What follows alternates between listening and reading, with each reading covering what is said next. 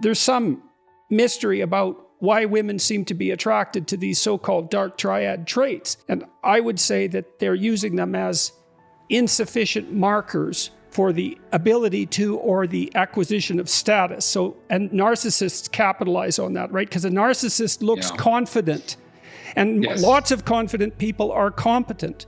But some confident people aren't competent, but they can fool you.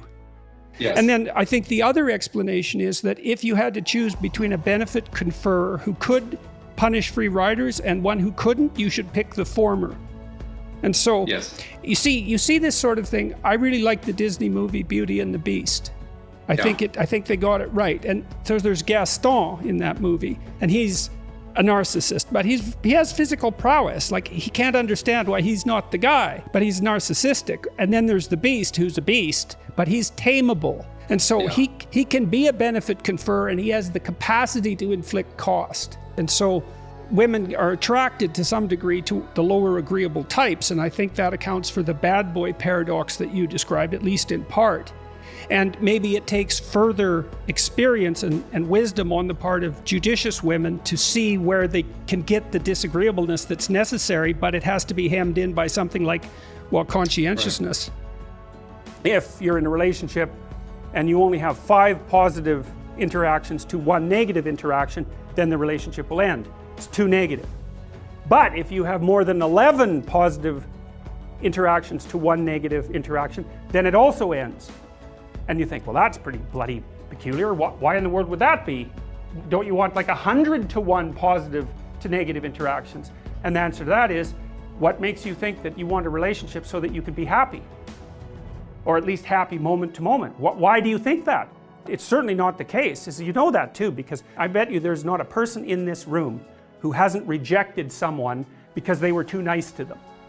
Something like that. Person's no challenge. It's something like that. You want someone who, you know, you can get along with them, but now and then they bite you and you think, oh, that's interesting. You know, I didn't really expect that. And then you go and puzzle over it for a while and you torture yourself about it. And that's one of the things that keeps you really linked into the relationship. And the reason for that is that part of the reason that you want the relationship isn't so that you're happy right now.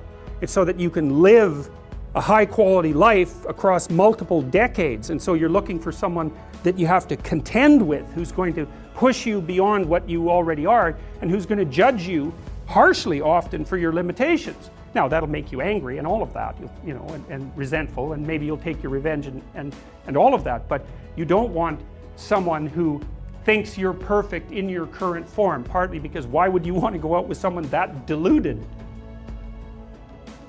If you look in the modern world, for example, and you try to predict number of available sexual partners for a given male, your best predictive measure of that is income.